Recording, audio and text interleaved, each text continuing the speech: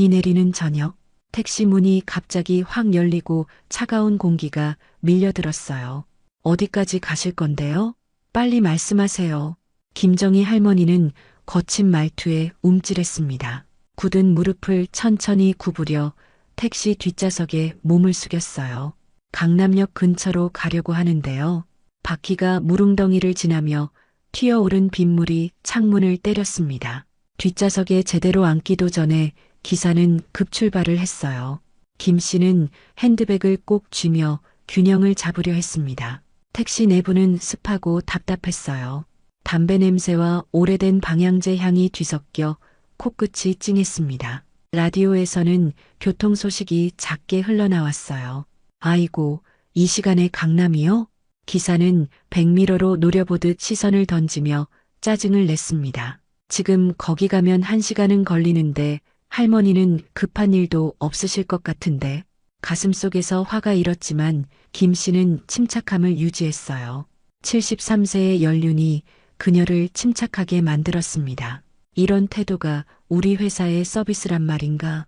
차량 번호를 확인한 순간 김 씨의 심장이 빠르게 뛰기 시작했어요. 성실택시 소속 차량이었습니다. 준비했던 계획이 예상치 못한 방향으로 진행되는 듯 했어요. 급정거에 몸이 앞으로 쏠렸고 오래된 무릎 관절이 예리한 통증을 보냈습니다. 김 씨는 입술을 깨물었어요. 그때 기사의 전화기가 요란하게 울렸고 기사는 핸들을 한 손으로 잡은 채 전화를 받았습니다. 여보세요? 나 지금 할머니 한 분 태웠어. 신호 걸렸으니까 잠깐 말할 수 있어. 손님이 바로 뒷자리에 있음에도 아랑곳하지 않았어요. 진짜 오늘 운 없어. 비 오는데 꼰대 할머니 만나서 짜증나. 이따 보자. 기사는 눈앞에 있는 승객을 마치 존재하지 않는 사람처럼 취급했습니다. 김 씨의 손끝이 분노로 떨렸어요. 평생 교사로 학원장으로 존경받던 그녀를 이런 식으로 대하다니. 하지만 곧 마음을 진정시켰습니다. 오히려 잘 됐어. 이런 상황이 정확히 내가 알아야 할 현실이지. 분노를 관찰의 시선으로 전환하는데 몇 초가 걸렸어요. 오히려 이 경험이 앞으로의 계획에 도움이 될 거라고 생각했습니다. 김 씨는 고등학교 교감으로 은퇴하기 전 문제 학생들을 지도할 때도 항상 이런 자세였어요. 감정적으로 대응하기보다 상황을 객관적으로 바라보는 습관이 몸에 배어 있었죠. 하지만 이런 태도가 필요한 상황을 은퇴 후에도 마주하게 될 줄은 몰랐습니다. 빗방울이 유리창을 타고 흐르는 모습을 바라보며 김 씨는 무릎을 살짝 문지르며 어떻게 이 나이에 택시회사 사장이 될 결심을 했는지 회상했어요. 5년 전 남편이 세상을 떠났을 때 그날도 오늘처럼 비가 내렸었죠. 40년 동안 함께한 사람이 갑자기 사라졌다는 현실이 믿기지 않았어요.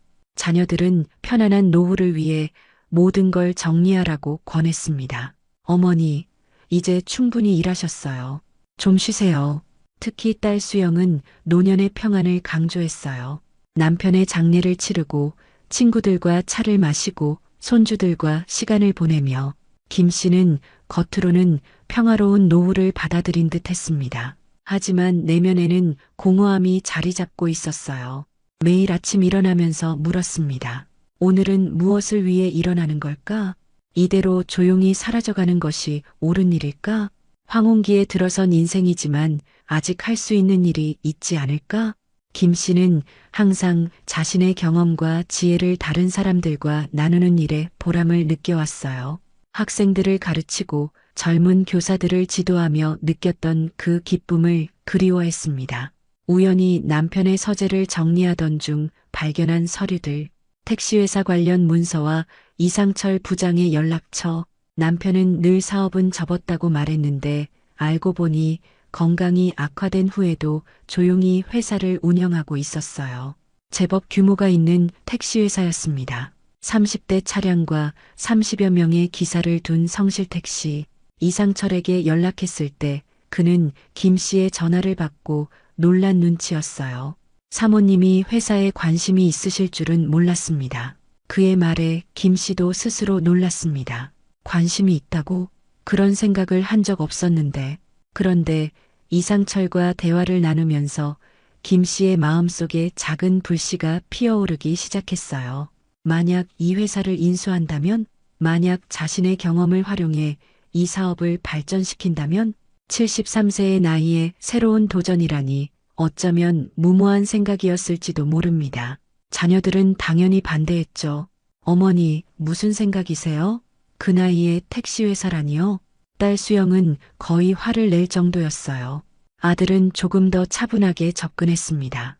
어머니가 활동적인 것은 좋지만 택시회사는 스트레스가 많고 복잡한 사업이에요. 모두가 반대했지만 김 씨의 마음은 이미 정해져 있었어요. 남편의 마지막 사업을 자신이 이어가는 것, 인생의 마지막 장을 의미 있게 채우고 싶었습니다. 그리고 무엇보다 아직 자신이 할 수 있는 일이 있다는 것을 증명하고 싶었어요. 회사 인수를 결정하기 전 현장 상황을 파악하기 위한 계획을 세웠습니다. 익명으로 회사 소속 택시를 타보기로 한 것, 서비스의 질, 기사들의 태도, 차량 상태 등을 직접 확인하고 싶었어요. 그런데 첫 탑승부터 이렇게 충격적인 서비스를 경험하게 될 줄은 몰랐습니다. 이상철은 항상 우리 기사님들은 모두 교육을 잘 받았습니다라고 자신 있게 말했었는데 현실은 전혀 달랐어요.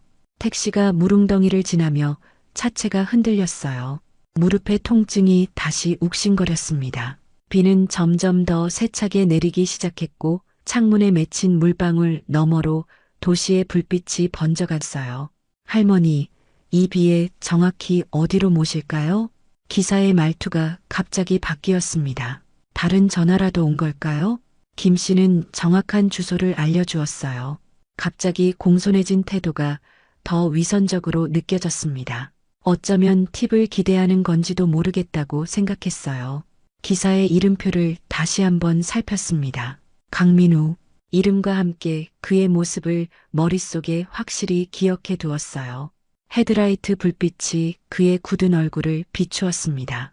40대 중반, 지친 표정, 삶에 대한 분노가 묻어나는 모습, 단순히 무례한 사람이 아니라 어떤 사연이 있을 것 같다는 생각이 들었어요.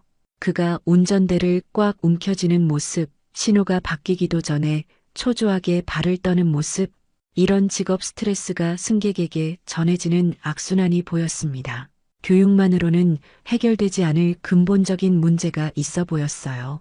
교사로 시작해 학원장이 되었다가 남편의 사업을 도우며 경영을 배웠고 은퇴 후에는 평화로운 노후를 보내는 줄 알았는데 이제 73세의 나이에 택시회사 사장이 될 준비를 하고 있다니 인생이란 참 예측할 수 없는 여정이라는 생각이 들었습니다. 신호등 앞에서 택시가 멈췄을 때 김 씨는 자신의 결정에 확신을 느꼈어요.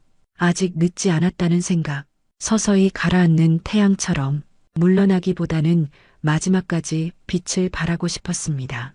이 택시회사를 통해 자신의 경험과 지혜를 나누고 싶었어요. 무릎 통증이 다시 한번 그녀를 찔렀지만 이젠 아픔보다 결의가 더 컸습니다. 바로 이런 무례한 기사의 태도야말로 자신이 변화시켜야 할 첫 번째 과제라고 다짐했어요. 내일이면 그녀는 이 회사의 사장이 될 테니까요. 그리고 이 기사는 자신이 누구를 태웠는지 알게 될 것입니다. 비는 계속 내렸고 택시는 천천히 목적지를 향해 나아갔습니다. 김 씨의 마음속에는 내일에 대한 단단한 계획이 세워지고 있었어요. 새로운 인생 챕터의 첫 페이지를 어떻게 써내려갈지 그림이 그려지고 있었습니다. 여기서 내리시면 됩니다. 강민우 기사의 퉁명스러운 목소리에 김 씨는 생각에서 깨어났어요. 강남역 근처 카페 앞이었습니다. 빗속에서 우산도 제대로 펴지 않은 채 김 씨는 조심스럽게 지갑에서 카드를 꺼냈어요. 무릎 통증이 다시 쿡쿡 쑤셨습니다. 결제를 마치려는데 기사가 짜증스럽게 말했어요. 할머니, 빨리 하세요. 뒤에 손님 기다리는데. 김 씨는 침착하게 결제를 마쳤습니다. 영수증을 받으며 한 번 더 기사의 이름을 확인했어요. 강민우, 내일 다시 만날 이름이었습니다. 택시에서 내리는 순간 무릎이 더 아팠어요. 비에 젖지 않게 서둘러 카페로 들어갔습니다. 따뜻한 차 한 잔을 앞에 두고 몸을 녹이며 오늘 있었던 일을 정리했어요. 메모장을 꺼내 기사의 태도, 차량 상태, 서비스 품질에 관해 꼼꼼히 적었습니다. 30년간 학생들의 성적을 관리하던 습관이 아직도 남아 있었어요. 체계적으로 모든 것을 기록하는 습관이 그녀의 강점이었습니다. 문득 남편이 생전에 자주 하던 말이 떠올랐어요. 정희, 당신은 정리정돈의 천재야. 그 말을 떠올리자 마음이 뭉클해졌습니다. 카페의 창문으로 여전히 내리는 빗방울을 바라보며 김 씨는 내일 있을 일을 상상했어요.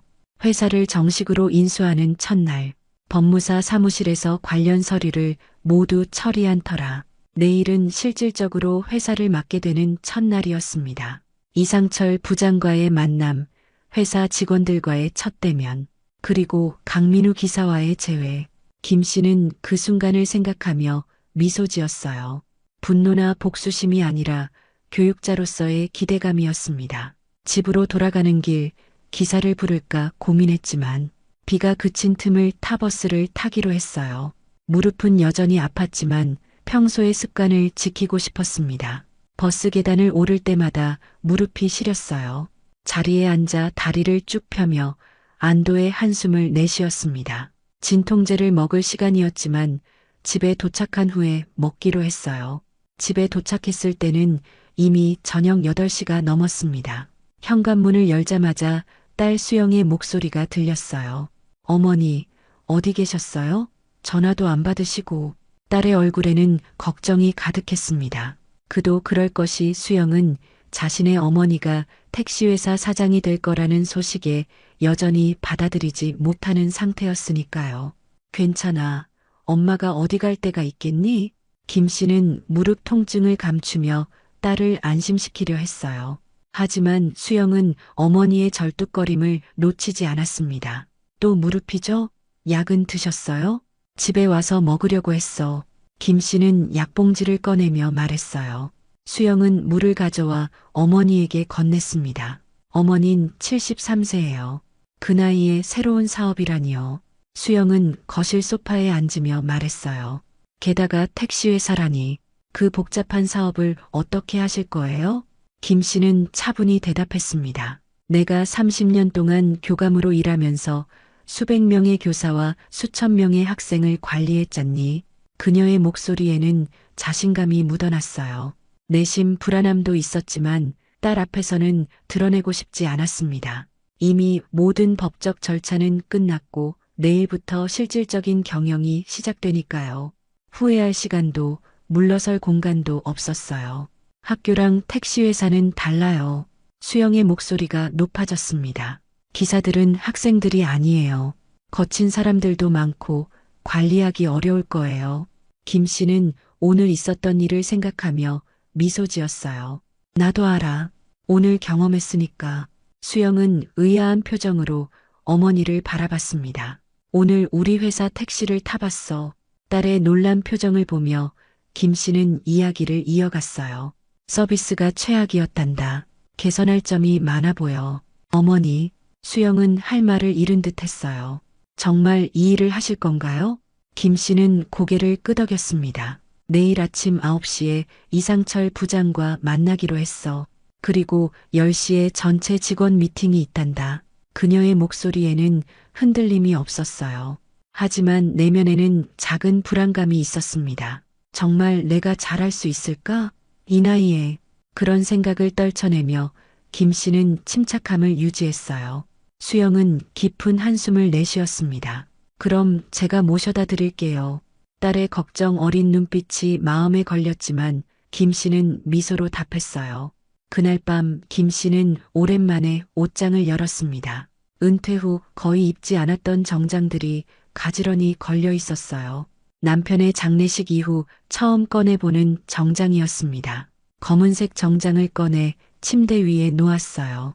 이 옷을 입고 마지막으로 학교에 출근했던 날. 이제는 새로운 직장으로 출근할 차례였습니다. 잠들기 전 김 씨는 서류 가방에서 회사 관련 서류들을 다시 한번 확인했어요. 이상철이 보내준 직원 명단, 차량 현황, 월별 수입 지출 내역, 특히 기사들의 근무 형태와 수익 분배 방식에 주목했습니다. 2교대 근무로 운영되고 있었어요. 기사 한 명당 하루 12시간씩 일하는 방식. 한 대의 차량을 2명의 기사가 교대로 운행했습니다. 매출의 60%는 기사가, 40%는 회사가 가져가는 구조였어요. 하지만 최근 매출이 줄고 경비는 늘어나는 추세였습니다. 개선이 필요해 보였어요. 서류를 덮으며 김 씨는 진통제를 한 알 더 삼켰습니다. 무릎 통증이 밤에 더 심해지곤 했어요. 내일은 긴 하루가 될 터였습니다. 다음 날 아침 알람 소리가 울리기도 전에 김 씨는 눈을 떴어요. 오랜만에 느끼는 출근 전 설렘이었을까요? 화장대 앞에 앉아 꼼꼼히 화장을 했습니다. 거울 속 자신의 모습이 낯설게 느껴졌어요. 주름진 얼굴이지만 눈빛만은 여전히 단단했습니다. 무릎 통증약을 챙겨 가방에 넣고 서류 파일도 확인했어요. 아침 식사는 간단히 우유 한 잔으로 대신했습니다. 계단을 내려올 때 무릎이 아팠지만 김 씨는 천천히 그러나 당당하게 걸었어요. 현관문을 열자 수영이 이미 와 있었습니다. 어머, 벌써 왔니? 김 씨가 놀라며 물었어요. 수영은 어머니의 모습을 보고 잠시 말을 잃었습니다. 어머니 정말 사장님 같으세요. 그 말에 김 씨는 웃음을 터뜨렸어요. 이제 정말 사장이 되는 거니까. 차 안에서 수영은 계속 걱정을 표했습니다. 정말 확실하세요? 지금이라도 그만두실 수 있어요. 김 씨는 창밖을 바라보며 대답했어요. 평생 남의 학교에서 일했으니 이제는 내 사업을 해보고 싶구나. 그 말 속에 담긴 소망과 두려움이 공존했지만 김 씨는 이미 결정을 내린 상태였습니다. 차 안에서 문득 남편에 대한 기억이 떠올랐어요. 그런데 정말 몰랐어. 아버지가 그런 사업을 하고 있었는지. 수영이 말했습니다. 나도 그래. 건강이 나빠진 후에도 조용히 계속 운영했나 봐. 김 씨는 생각에 잠겼어요. 어쩌면 계속 일하는 것이 그에게는 삶의 의미였을지도 모르겠다. 택시회사 사무실 앞에 도착했을 때 김 씨의 가슴이 조금 빨리 뛰기 시작했어요. 작은 2층 건물이었습니다. 1층은 작은 사무실과 기사 대기실, 2층은 사장실과 회의실이라고 이상철이 설명해 줬었죠. 건물 앞에는 성실택시라는 간판이 달려 있었어요. 전화 주세요. 끝나면 데리러 올게요. 수영의 말에 김 씨는 고개를 끄덕였습니다. 그리고 천천히 회사 건물로 걸어갔어요. 약간 절뚝거리는 걸음이었지만 김 씨는 그것을 의식하지 않으려 했습니다. 첫인상이 중요하다는 것을 알고 있었으니까요.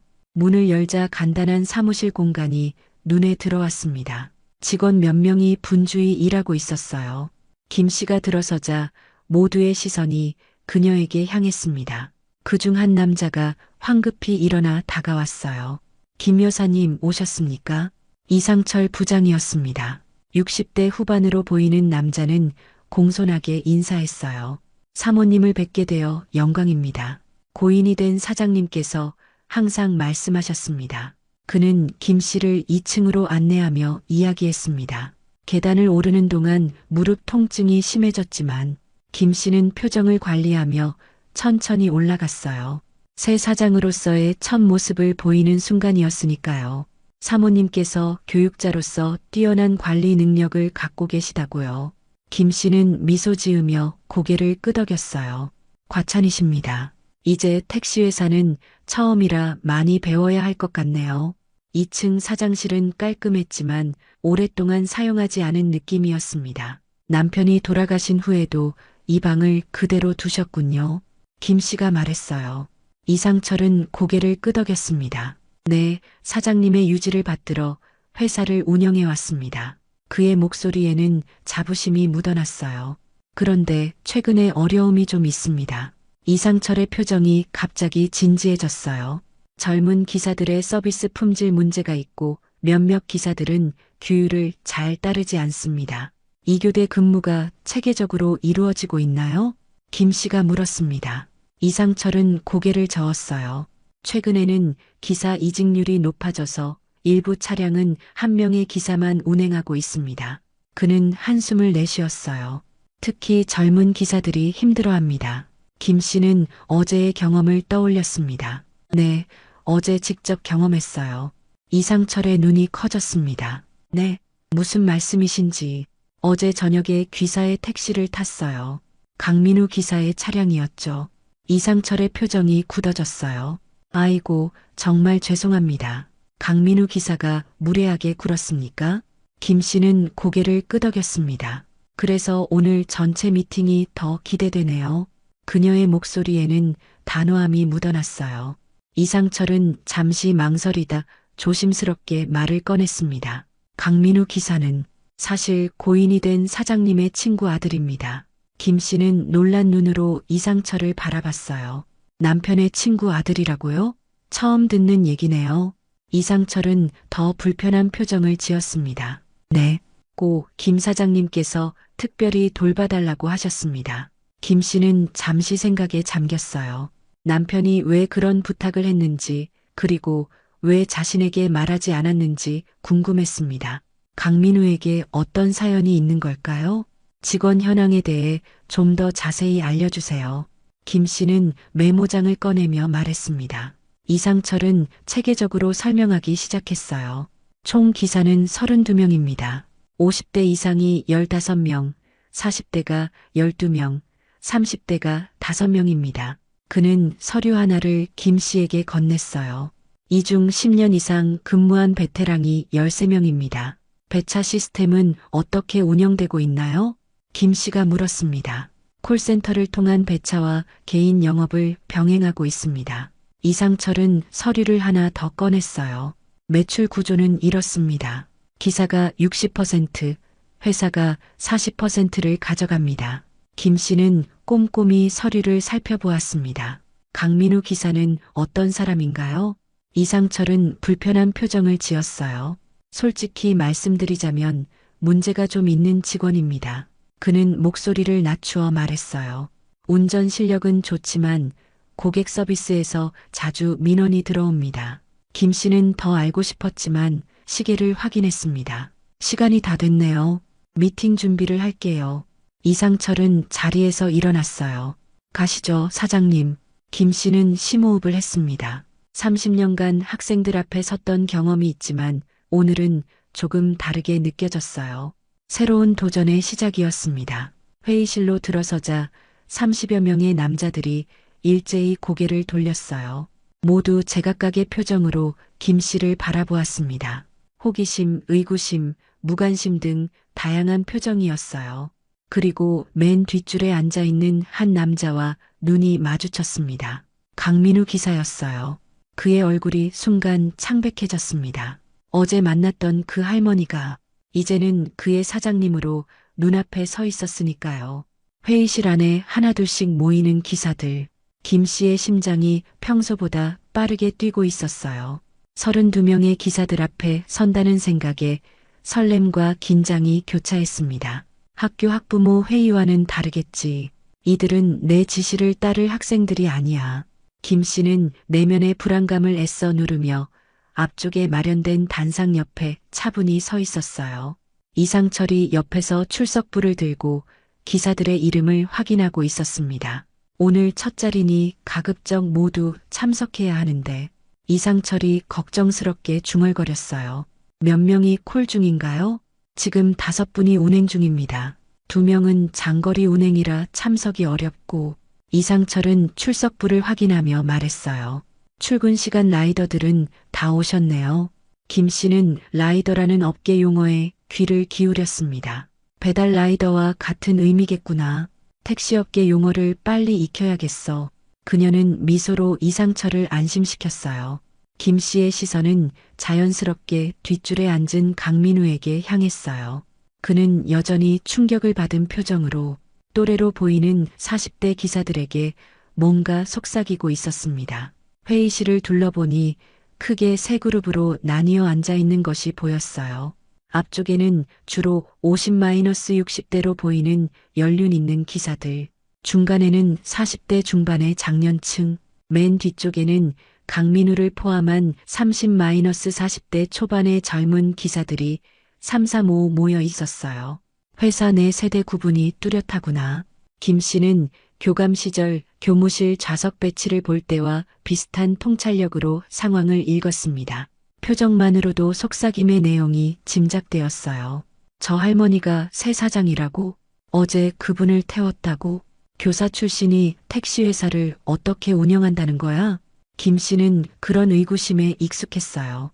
30년 전 여성 교감으로 부임했을 때도 비슷한 반응을 경험했으니까요. 나이와 성별에 대한 편견은 어디나 존재했습니다. 이상철이 마이크를 두드리며 회의 시작을 알렸습니다. 자, 조용히 해주세요. 오늘 중요한 날입니다. 기사들의 잡담이 서서히 줄어들었어요. 여러분께 중요한 소식이 있습니다. 이상철의 목소리가 회의실에 울렸어요. 오늘부터 새로운 사장님을 모시게 되었습니다. 그가 김 씨를 향해 정중히 고개를 숙였습니다. 김재호 사장님의 부인이신 김정희 선생님께서 직접 회사를 맡아주시기로 하셨습니다. 김 씨는 고개를 끄덕이며 한 발 앞으로 나섰어요. 기사들 사이에서 수군거림이 다시 시작되었습니다. 나이 드신 분이 어떻게 교사 출신이라던데. 김 씨는 그들의 시선을 차분히 받아들였어요. 교감으로 일하며 수많은 학부모 회의를 진행했던 경험이 도움이 되었습니다. 그녀는 천천히 말을 시작했어요. 안녕하세요, 김정희입니다. 목소리에는 30년 교직 생활의 단단함이 묻어났어요. 회의실이 순식간에 조용해졌습니다. 갑작스러운 변화에 놀라셨을 줄 압니다. 김 씨는 오랜 교단 경험을 바탕으로 각 세대별 기사 그룹을 번갈아 바라보며 말했어요. 73세 노인이 택시회사 사장이 된다는 게 의아하실 테니까요. 기사들 사이에서 작은 웃음이 터졌어요. 김 씨는 그들의 생각을 직접 언급함으로써 첫 번째 심리적 장벽을 허물었습니다. 무릎 통증이 다시 시작되었지만 김 씨는 그것을 내색하지 않으려 노력했어요. 단상 앞에 놓인 의자에 슬며시 손을 얹으며 체중을 분산했습니다. 30년 교직 생활에서 배운 교훈 중 하나. 첫인상에서 약점을 보이지 말 것. 그녀는 내면의 통증을 무시하며 계속 말했어요. 말할 때만큼은 그 누구보다 당당한 목소리를 유지했습니다. 제 남편이 세운 이 회사가 좋은 전통을 가지고 있다고 들었습니다. 그녀는 회의실을 둘러보며 기사들의 표정을 살폈어요. 20년간 이어온 성실택시의 명성은 여러분 덕분입니다. 앞자리에 앉은 연배가 있는 기사들이 고개를 끄덕였어요. 몇몇은 고인이 된 김재호 사장을 함께했던 오랜 동료들이었습니다. 하지만 택시업계도 변화하고 있습니다. 콜택시 앱이 등장하고 카카오택시가 시장을 장악했죠. 김 씨는 회의 전 이상철에게 들은 업계 현황을 언급했어요. 그 전통을 이어가면서도 필요한 변화를 함께 만들어가고 싶습니다. 기사들의 얼굴에는 여전히 의구심이 가득했습니다. 특히 뒤쪽에 앉은 젊은 기사들은 서로 시선을 교환하며 미심쩍어 했어요. 한 젊은 기사가 손을 살짝 들었다가 내리는 모습이 보였습니다. 질문이 있으신가요? 김 씨는 즉시 그에게 기회를 주었어요. 그는 잠시 당황했지만 용기를 내 말했습니다. 사장님, 택시업계 경험이 없으신데 어떻게? 그가 말을 머뭇거리자 다른 젊은 기사가 이어받았어요. 프로그램이나 콜 매니지먼트 시스템에 대해 아시나요? 김 씨는 이런 도전적인 질문을 예상했었습니다. 학교에서도 새 교감이 부임하면 비슷한 시험대에 오르곤 했으니까요. 솔직히 말씀드리겠습니다. 김 씨는 질문한 기사들을 똑바로 바라보며 대답했어요. 택시회사 경영은 처음입니다. 콜 시스템도 생소하고 앱 중개 수수료 구조도 아직 공부 중입니다. 그녀의 솔직함에 기사들이 놀란 듯 했어요. 일반적인 경영자들은 약점을 드러내지 않으려 하기 때문이었죠. 하지만 30년간 교사와 교감으로 일하며 조직 관리와 소통의 중요성을 배웠습니다. 1,500명의 학생과 100명의 교사를 관리했죠. 그녀의 말에 몇몇 나이 든 기사들이 고개를 끄덕였어요. 기술적인 부분은 배우면 됩니다. 여러분의 도움이 필요합니다. 김 씨는 회의실 맨 뒤쪽을 향해 시선을 옮겼어요. 강민우와 눈이 마주쳤습니다. 그는 불편한 듯 시선을 피했어요. 어제의 거친 태도가 무색할 정도로 위축된 모습이구나. 김 씨는 강민우를 관찰하면서 생각했어요. 무슨 사연이 있을까? 남편의 친구 아들이라고 했지. 그때 다른 한쪽에서 손이 올라갔어요. 앞쪽에 앉은 60대로 보이는 연륜 있는 기사였습니다. 박영석입니다. 25년 차 기사입니다. 한 가지 여쭤봐도 될까요? 네, 말씀하세요. 김 씨가 고개를 끄덕였어요. 요즘 매출이 점점 줄고 있습니다. 카카오 택시가 시장을 장악하면서 개인 콜이 줄었어요. 이에 대한 대책이 있으신가요? 박영석의 질문은 현실적이고 직접적이었습니다. 김 씨는 잠시 생각했어요. 솔직하게 답하는 것이 좋겠다고 판단했습니다. 구체적인 대책은 아직 없습니다. 하지만 가장 기본적인 것부터 시작하려 합니다. 그녀는 목소리에 힘을 주며 말했어요. 택시 서비스의 품질은 결국 기사님들의 손에 달려 있습니다. 김 씨의 말에 몇몇 기사들이 다시 귀를 기울였어요. 하지만 그 서비스가 제대로 이루어지려면 회사의 지원도 필요하죠. 회의실 분위기가 미묘하게 변하기 시작했습니다. 호기심과 경계심이 뒤섞인 표정들. 앞쪽 베테랑 기사들은 기대감을, 뒤쪽 젊은 기사들은 여전히 의구심을 보였어요. 회사 내 세대 차이가 확연히 느껴지는 순간이었습니다. 디지털 시대의 변화를 받아들이는 속도, 서비스에 대한 관점, 회사에 대한 충성도까지 김 씨는 그 틈새를 놓치지 않았어요. 앞으로 한 달간 모든 기사님들과 개별 면담을 하고 싶습니다. 그녀의 말에 기사들 사이에서 웅성거림이 일었어요. 여러분의 고충과 제안을 직접 듣고 싶습니다. 뒤쪽에서 한 젊은 기사가 작게 중얼거렸어요. 할머니가 우리 이야기를 이해할 수 있을까? 옆자리 기사가 그를 팔꿈치로 찌르며 조용히 하라고 눈짓했지만 김 씨의 예리한 귀는 그 말을 놓치지 않았습니다. 교감 시절 교실 맨 뒤에서 속삭이는 학생들의 말도 들을 수 있었던 능력이었어요. 김 씨는 그 방향으로 미소를 보냈습니다. 네, 이해할 수 있을 거예요. 제가 스마트폰은 못해도 사람 마음은 읽을 줄 압니다. 기사들 사이에서 웃음이 터졌고 분위기가 한결 가벼워졌어요. 이 말이 끝나자 기사들 사이에서 작은 동요가 일어났습니다. 이전 사장은 직접 기사들과 소통하는 일이 거의 없었기 때문이었어요. 몇몇은 놀랐고 몇몇은 의심스러워했습니다. 김 씨는 자연스럽게 다음 화제로 넘어갔어요. 우선 가장 시급한 몇 가지 변화를 말씀드리겠습니다. 기사들이 다시 집중하기 시작했습니다. 첫째, 기사 휴게실을 개선하겠습니다. 김 씨는 어제 이상철과 함께 건물을 둘러보며 열악한 휴게 공간을 보았어요. 오래된 소파, 고장난 정수기, 제대로 작동하지 않는 에어컨, 쉬는 공간이 이래서야 어떻게 서비스의 질을 높일 수 있겠습니까? 일부 기사들이 놀란 눈으로 김 씨를 바라봤어요. 이전 사장은 그런 구체적인 것들에 관심이 없었기 때문이었습니다. 둘째, 차량 관리 시스템을 개선하겠습니다. 현재 우리 회사는 2교대 시스템인데 차량 인계 과정에서 문제가 많다고 들었어요. 주유 상태, 차량 청결도, 사소한 고장 보고 등이 제대로 이루어지지 않아 기사님들 사이에 갈등이 생기더군요. 몇몇 연로한 기사들이 눈을 반짝였습니다. 앞줄에 앉은 박영석이 옆 사람에게 작게 말했어요. 우리가 3년 전부터 건의했던 내용인데 오랫동안 건의했지만 받아들여지지 않았던 내용이었어요. 김 씨는 그들의 반응을 놓치지 않았습니다. 아, 오래된 문제였구나. 이상철이 얘기하지 않았네.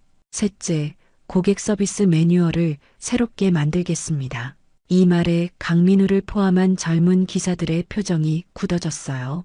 규제가 강화될 것이라고 생각한 듯 했습니다. 한 젊은 기사가 손을 들었어요. 매뉴얼이요? 또 무슨 규제입니까? 실제 현장에서는 교과서대로 안 됩니다. 그의 목소리에는 불만이 묻어 있었어요. 다른 젊은 기사도 동조했습니다. 맞아요. 취객 대응, 진상 고객 처리, 길 막힐 때 대처, 이런 건 매뉴얼로 안 됩니다. 세대 간 가치관 차이가 명확히 드러나는 순간이었어요. 김 씨는 의도적으로 잠시 말을 멈추었습니다. 30년 동안 학생들을 가르치며 터득한 기술이었어요. 침묵이 청중의 호기심을 자극한다는 것을 알고 있었습니다. 젊은 기사들은 규제를 싫어하고 연륜 있는 기사들은 체계를 원하는구나. 김 씨는 빠르게 회사 내 역학관계를 파악했어요. 이런 갈등은 학교에서도 늘 보아왔던 젊은 교사와 경력 교사 사이의 차이와 비슷했습니다. 무릎 통증이 다시 욱신거렸지만 김 씨는 전문가적 태도를 유지했어요. 이 순간이 바로 회의의 중요한 전환점이었으니까요. 이 매뉴얼은 여러분의 의견을 반영해 함께 만들어가겠습니다. 그녀의 말에 표정이 풀어지는 기사들이 있었어요. 기사님들이 현장에서 겪는 어려움을 가장 잘 아시니까요. 그녀는 특별히 의견을 낸 젊은 기사들을 향해 고개를 끄덕였습니다. 그리고 매뉴얼의 목적은 여러분을 규제하는 것이 아닙니다. 오히려 어려운 상황에서 회사가 기사님들을 보호하기 위한 장치가 될 겁니다. 뒤쪽에 젊은 기사들 사이에서 소곤거림이 있었어요. 의외로 합리적인데 학교 교감 출신이라 그런가? 연배가 있는 기사 한 명이 손을 들었어요. 매출 배분 구조도 검토해 주셨으면 좋겠습니다. 현재 6대4 구조가 타사보다 좀. 그의 발언에 다른 기사들도 고개를 끄덕였습니다. 회의실 분위기가 점점 부드러워지는 것이 느껴졌습니다. 하지만 여전히 의심의 눈초리로 바라보는 이들도 있었어요. 특히 강민우는 불편한 표정을 감추지 못했습니다. 김 씨는 고개를 끄덕였어요. 그런 수익 구조도 함께 검토하겠습니다. 회사가 살아야 여러분도 사는 것이지만 기사님들이 제대로 된 수익을 얻어야 회사도 발전합니다. 기사들 사이에서 작은 박수 소리가 터져 나왔어요. 김 씨는 마무리 발언을 준비했어요. 요즘 앱택시 시장 점유율이 80%를 넘었다고 합니다. 전통적인 택시 회사는 위기에 처해 있어요. 그녀는 진지한 표정으로 말했어요. 하지만 위기는 곧 기회이기도 합니다. 변화는 갑자기 이루어지지 않습니다. 그녀는 경험에서 우러나오는 지혜를 나누었습니다. 30년 교직 생활에서 배운 가장 중요한 교훈은 소통의 중요성입니다. 김 씨의 목소리는 부드럽지만 단단했어요. 여러분의 의견을 듣기 위해 제 사무실 문은 항상 열려 있을 것입니다. 이상철이 나서서 박수를 유도했고 기사들은 삼삼오오 모여 수군거리며 자리에서 일어났습니다. 미팅은 예상보다 짧게 끝났어요. 김 씨는 의자에 앉아 기사들이 나가는 모습을 지켜봤어요. 그룹별로 다른 반응이 뚜렷했습니다. 앞줄에 앉았던 베테랑 기사들은 대부분 고개를 끄덕이며 인사했어요. 사장님, 기대하겠습니다. 오랜만에 제대로 된 말씀 들었습니다. 중간 그룹의 기사들은 아직 판단을 유보하는 듯한 표정이었고 뒤쪽의 젊은 기사들은 여전히 의구심을 품은 채 삼삼오오 모여 작게 대화를 나누고 있었어요. 김 씨는 이런 다양한 반응을 모두 관찰했습니다. 학교에서도 새로운 방침이 도입될 때마다 비슷한 패턴이 있었으니까요. 초기의 지지자, 관망하는 중간층, 저항하는 그룹. 변화 관리의 첫 단계는 이런 다양한 반응을 이해하는 것이지. 그녀는 경영학 석사 과정에서 배웠던 조직 변화 이론을 떠올렸어요. 강민우는 서둘러 자리를 떠나려 했어요. 하지만 이상철이 그를 불러세웠습니다. 강 기사, 잠깐만요. 김 씨는 이 상황을 지켜보았어요. 강민우가 어색한 표정으로 다가오는 모습이 어제의 택시 앞모습과 겹쳐 보였습니다. 강 기사님, 잠시 사무실에서 이야기 나눌 수 있을까요? 김 씨가 부드럽게 말했어요. 강민우의 얼굴이 하얗게 변했습니다. 그는 주변 기사들의 시선을 의식한 듯 어색하게 고개를 끄덕였어요. 네, 사장님. 그의 목소리에는 어제의 거친 톤이 없었습니다. 사무실로 향하는 계단을 오르며 김 씨는 무릎 통증을 느꼈지만 태연한 척했어요. 강민우는 뒤에서 조용히 따라왔습니다. 계단을 오르는 동안 김 씨는 강민우에 대해 생각했어요. 남편의 친구 아들, 10년차 기사, 왜 특별히 챙겨달라고 했을까? 이상철의 말에 따르면 민원이 가장 많은 기사였는데도 말이죠. 사무실에 들어서자 김 씨는 그에게 앉으라고 손짓했어요. 강민우는 불안한 듯 의자 끝에 걸터 앉았습니다. 45세 정도로 보이는 그의 얼굴에는 피로와 긴장이 역력했어요. 그는 어제의 일을 어떻게 해명해야 할지 고민하는 듯 했습니다. 굳게 담은 입술, 땀에 젖은 이마, 의자 팔걸이를 꽉 쥔 손가락. 김 씨는 이런 세세한 부분까지 놓치지 않고 관찰했어요. 어제 비가 많이 왔죠. 김 씨의 뜻밖의 화제 전환에 강민우는 당황한 듯 했습니다. 네, 네. 비가 많이 왔습니다. 김 씨는 메모장을 꺼내며 말했어요. 강 기사님에 대해 좀 알고 싶습니다. 그녀의 목소리는 따뜻했지만 권위가 있었어요. 어제 일은 정말 죄송합니다. 강민우가 뒤늦게 사과를 시작했지만 김 씨는 손을 들어 그의 말을 부드럽게 막았습니다. 그건 나중에 이야기하죠. 먼저 강 기사님의 이야기를 듣고 싶어요. 김 씨는 그의 눈을 바라봤어요. 여기서 근무한 지 얼마나 되셨나요? 강민우는 혼란스러워 보였습니다. 예상했던 질책 대신 자신에 대한 질문을 받자 당황했어요. 10년 됐습니다. 10년이면 꽤 오래되셨네요. 김 씨가 메모를 하며 말했어요. 제 남편과는 어떻게 알게 되셨나요? 강민우는 잠시 망설였습니다. 그의 눈에 복잡한 감정이 스쳐 지나갔어요. 손가락으로 무의식적으로 무릎을 두드리더니 깊은 한숨을 내쉬었습니다. 제 아버지가 김 사장님과 오랜 친구였습니다. 대학 동기였죠. 그는 잠시 말을 멈추었다가 덧붙였어요.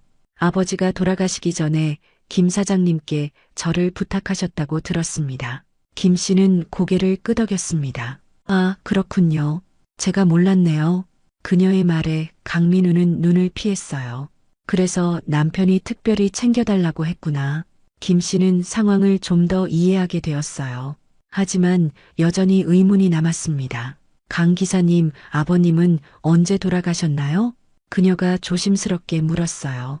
15년 전입니다. 강민우의 목소리가 약간 떨렸습니다. 그 후 몇 년간 방황하다가 김 사장님 도움으로 이곳에 취직했습니다.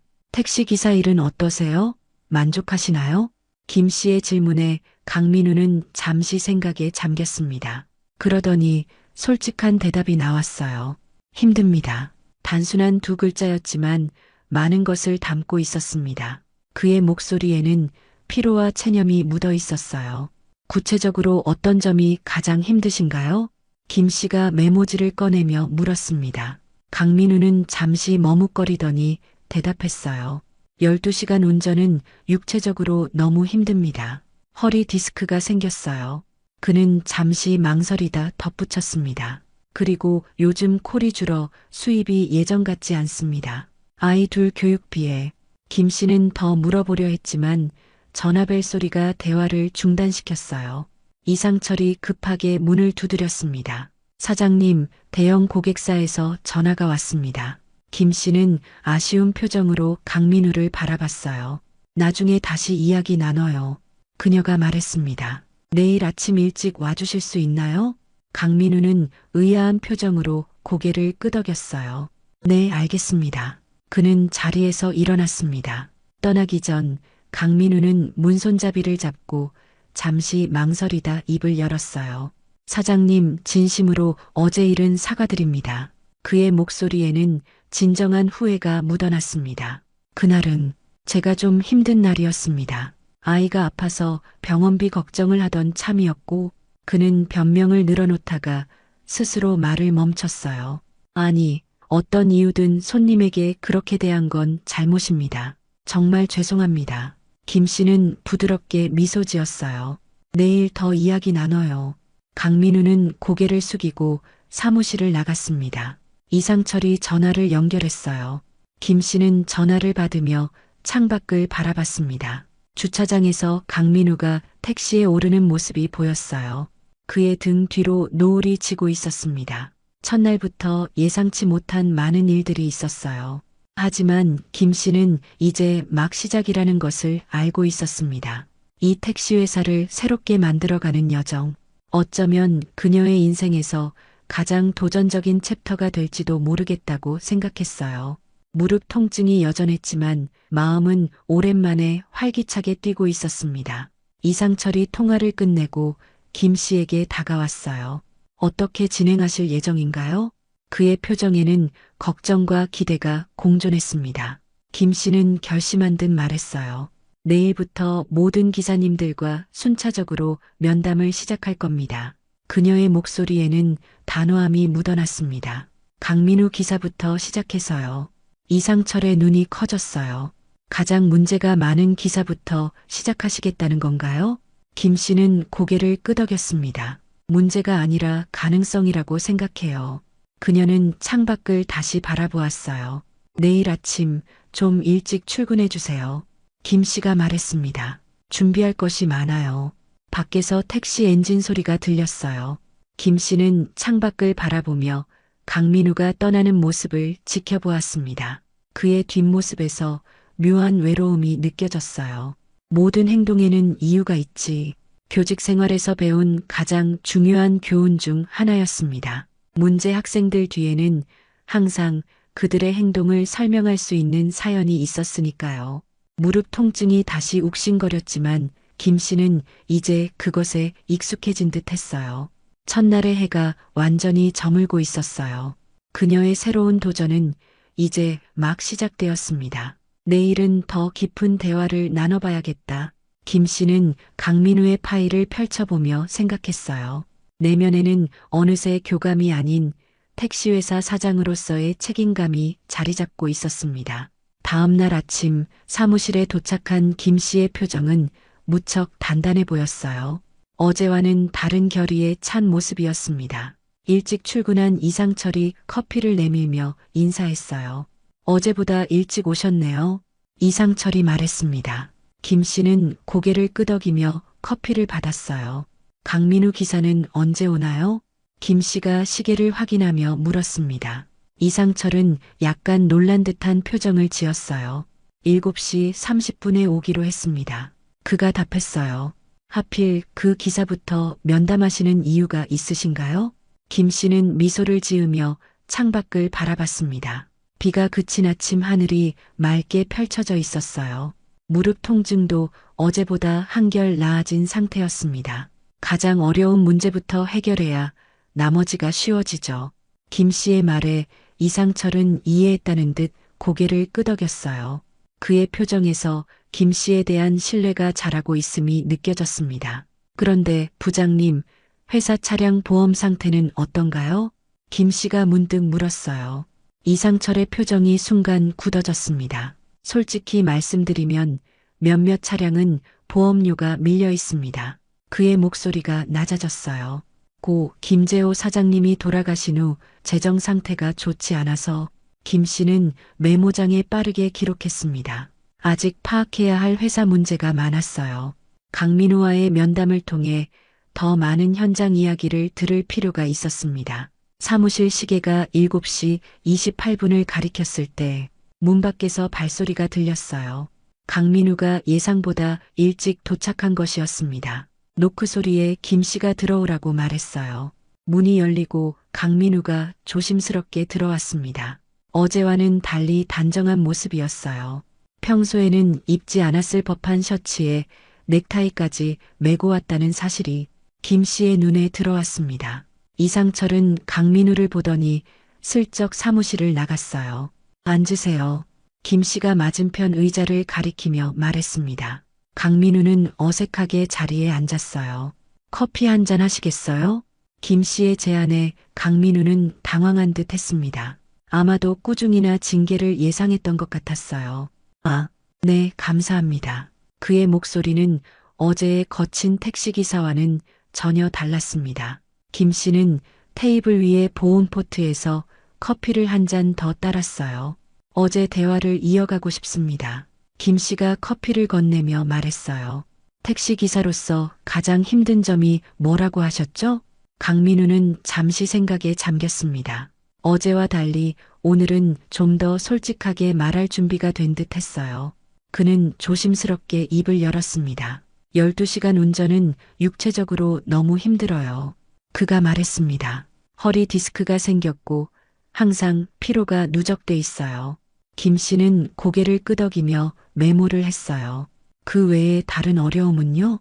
강민우의 목소리에 힘이 실렸습니다. 승객 응대가 정말 힘듭니다. 취객들은 기본이고 반말하고 무시하는 사람들도 많아요. 그의 얼굴에 순간 어둠이 스쳤습니다. 그런 상황이 많이 생기나요? 김 씨가 물었어요. 강민우는 쓴웃음을 지었습니다. 하루에 적어도 서너 번은 기분 나쁜 승객을 만납니다. 그가 말했어요. 특히 젊은 승객들이 더 심해요.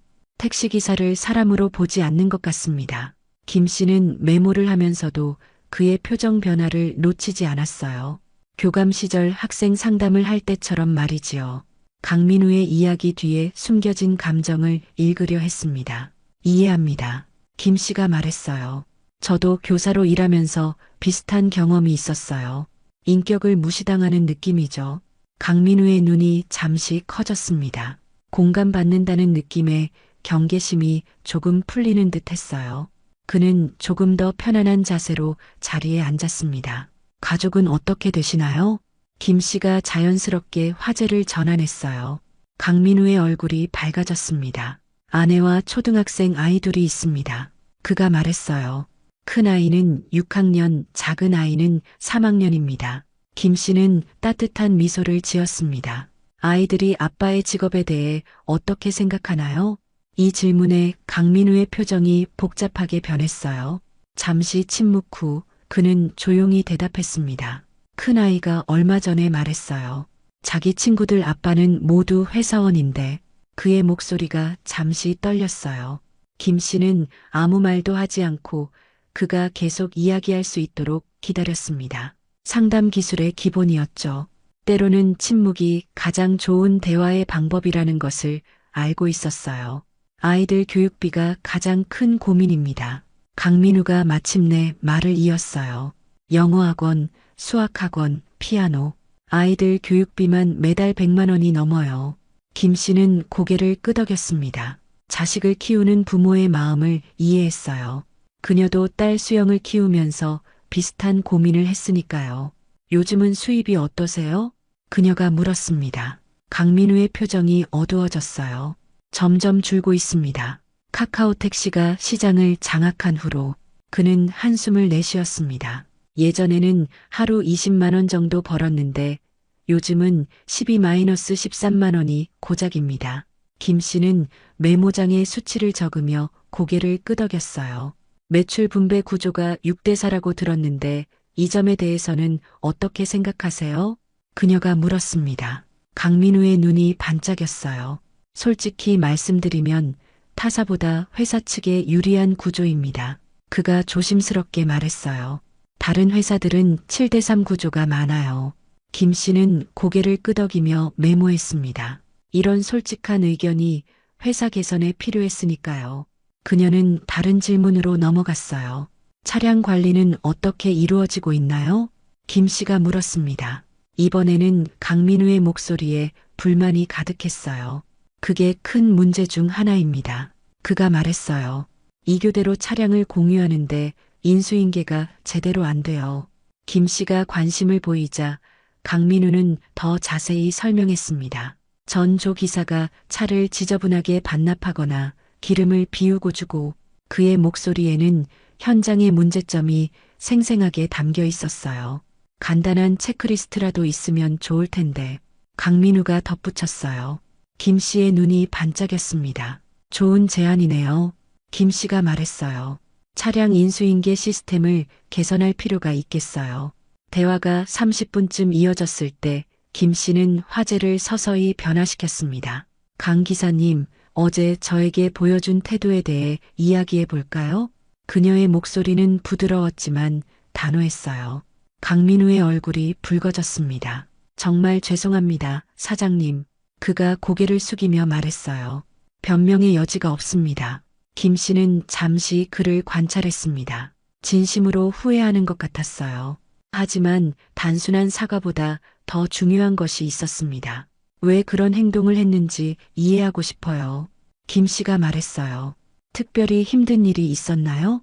강민우는 깊은 한숨을 내쉬었습니다. 그리고 어제 있었던 일을 털어놓기 시작했어요.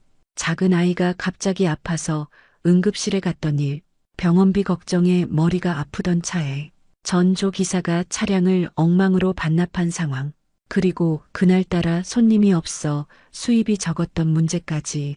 그래도 고객에게 그런 태도를 보인 건 정말 잘못했습니다. 강민우가 진심 어린 목소리로 말했어요.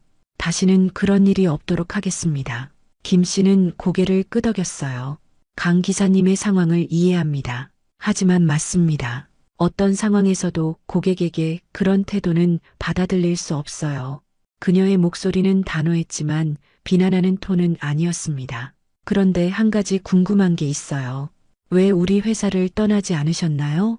김 씨가 물었습니다. 10년이면 긴 시간인데 다른 곳으로 옮길 기회도 있었을 텐데요. 강민우는 잠시 생각에 잠겼습니다. 그의 표정이 갑자기 부드러워졌어요.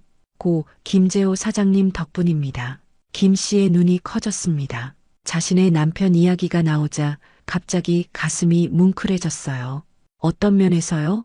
강민우는 처음으로 진심 어린 미소를 지었습니다. 사장님은 저희 아버지의 부탁을 잊지 않으셨어요. 제가 실수해도 항상 한 번 더 기회를 주셨죠. 그가 말했어요. 아버지가 돌아가시고 방황할 때 김재호 사장님이 손을 내밀어 주셨습니다. 강민우의 목소리가 감정에 젖었어요. 그때 아니었으면 저는 지금쯤. 그의 말이 채 끝나기도 전에 문 밖에서 소란스러운 소리가 들렸습니다. 누군가 문을 세게 두드렸어요. 이상철이 다급하게 문을 열었습니다. 사장님, 큰일 났습니다. 그의 얼굴이 창백했어요. 8번 차량이 사고가 났습니다. 이상철의 목소리가 떨렸어요. 버스와 충돌했다고 합니다. 김 씨는 순간 숨이 멈춘 듯 했으나 곧 침착함을 되찾았습니다. 인명피해는요? 그녀의 첫 질문에 강민우의 표정이 변했어요.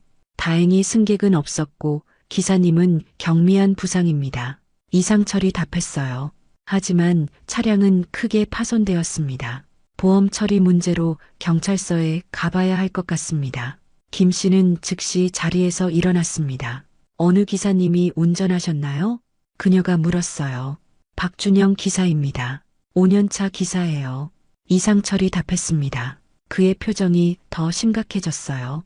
문제는 그 차량의 보험료가 2달째 밀려 있습니다. 이상철의 목소리가 작아졌어요. 그리고 상대방 버스 회사가 우리 회사 평판을 알고 있어서 까다롭게 나올 것 같습니다. 강민우가 자리에서 벌떡 일어났습니다. 버스 회사가 어디죠? 그가 물었어요. 강남교통입니다. 이상철이 대답했어요. 제가 그 회사 관리부장과 아는 사이입니다. 강민우가 말했어요. 함께 가면 도움이 될 것 같습니다. 김 씨는 잠시 강민우를 바라봤습니다. 그의 눈빛이 달라져 있었어요. 어제의 무례한 기사가 아닌 책임감 있는 선배의 모습이었습니다. 그럼 함께 가시죠. 김 씨가 고개를 끄덕였어요. 이상철 부장님, 사고 현장 위치를 정확히 알려주세요. 세 사람이 사무실을 나서는 동안 다른 기사들이 소식을 듣고 모여들기 시작했습니다. 무슨 일이에요? 누가 사고 났대요? 차량 많이 망가졌대? 60대로 보이는 베테랑 기사가 걱정스러운 표정으로 다가왔어요. 박준영이 괜찮습니까? 그 친구 작년에도 접촉사고 낸 적 있는데 그의 말에 다른 기사들도 걱정스러운 표정을 지었습니다. 반면 몇몇 젊은 기사들은 다른 반응을 보였어요. 아, 이번에 박 기사 잘릴 수도 있겠네. 보험 처리 어떻게 하려나? 회사 운영 더 어려워지는 거 아냐? 그들의 대화에는 불안감이 묻어 있었습니다.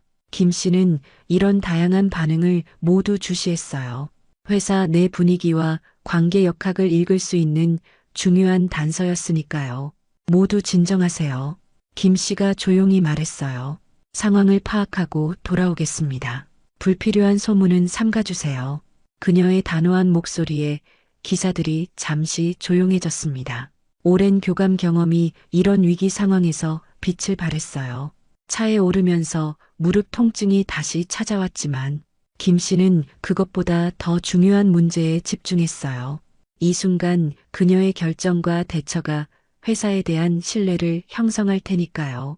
사고 현장으로 향하는 차 안에서 이상철이 더 자세한 상황을 설명했습니다. 신호 대기 중이던 버스 뒤에 우리 차량이 추돌한 것 같습니다. 기사가 졸음운전을 했다는 의혹도 있습니다. 이상철의 말에 김 씨의 표정이 심각해졌어요. 박준영 기사의 운행 시간은 어떻게 됩니까? 이상철은 망설이다가 대답했어요. 어제 오전 8시부터 근무를 시작했고 사고 시간이 오늘 오전 7시 반경이니 그의 말이 끊겼어요. 거의 24시간 운전한 겁니까? 김 씨의 목소리가 심각해졌어요. 법정 운행 시간이 있는 걸로 알고 있는데요. 뒷좌석에서 강민우가 입을 열었습니다. 솔직히 말씀드리자면 대부분의 기사들이 초과 운행을 합니다. 그가 조심스럽게 말했어요. 수입이 줄어드니까 운행 시간을 늘릴 수밖에 없어요. 김 씨는 깊은 한숨을 내쉬었습니다. 이것은 단순한 사고가 아니라 시스템의 문제구나. 그녀는 생각했어요. 사고 현장에 도착했을 때 경찰과 보험 관계자들이 이미 와 있었습니다. 택시 앞부분이 크게 파손되어 있었고 버스 후면도 손상되어 있었어요. 박준영 기사는 구급차 옆에 앉아 있었어요. 간단한 치료를 받은 듯 머리에 붕대를 감고 있었습니다. 김 씨를 보자 그는 놀라서 자리에서 벌떡 일어났어요. 사장님, 정말 죄송합니다. 그가 떨리는 목소리로 말했어요. 그의 눈에는 공포와 불안이 가득했습니다. 괜찮으세요? 다친 곳은요? 김 씨가 먼저 그의 상태를 물었습니다. 박준영은 예상치 못한 반응에 당황한 듯 했어요. 네, 경미한 부상입니다. 그런데 차가 그의 눈에 눈물이 고였어요. 제가 정말 잘못했습니다. 졸음운전을 했어요. 김 씨는 차분히 상황을 물었습니다. 사고 경위, 차량 상태, 상대방 차량 피해 정도까지 그리고 가장 중요한 것 마이너스 인명 피해가 더 없다는 사실에 안도했어요. 경찰관이 김 씨에게 다가왔습니다. 차량 보험 관련 서류를 확인해야 합니다. 경찰관의 말에 김 씨는 이상철을 바라봤어요. 이상철은 난처한 표정을 지었습니다. 사실 이 차량에 보험료가 밀려 있습니다. 그가 낮은 목소리로 말했어요. 경찰관의 표정이 굳어졌어요. 그렇다면 이건 무보험 운행으로 처리됩니다. 상당한 벌금이 부과될 겁니다. 그의 말에 김 씨의 심장이 무거워졌습니다. 이때 강민우가 앞으로 나섰어요. 버스 회사 관리부장님과 통화해 보겠습니다. 그가 전화를 걸기 시작했습니다. 김 씨는 이상철에게 조용히 물었어요. 차량 수리비는 얼마나 될까요? 이상철의 표정이 어두워졌습니다. 최소 1,000만 원은 들 것 같습니다. 그리고 버스 수리비까지. 그의 말에 김 씨는 깊은 숨을 내쉬었어요. 회사 운영자금으로 커버할 수 있나요? 이상철은 머뭇거리다 솔직하게 답했습니다. 어렵습니다. 최근 3개월간 적자를 기록했거든요. 김 씨의 표정이 더욱 심각해졌어요. 회사가 생각보다 더 어려운 상황이라는 사실을 깨달았습니다. 이것은 단순한 사고가 아니라 회사 존폐와 관련된 위기일 수도 있었어요. 그때 강민우가 전화를 끊고 돌아왔습니다.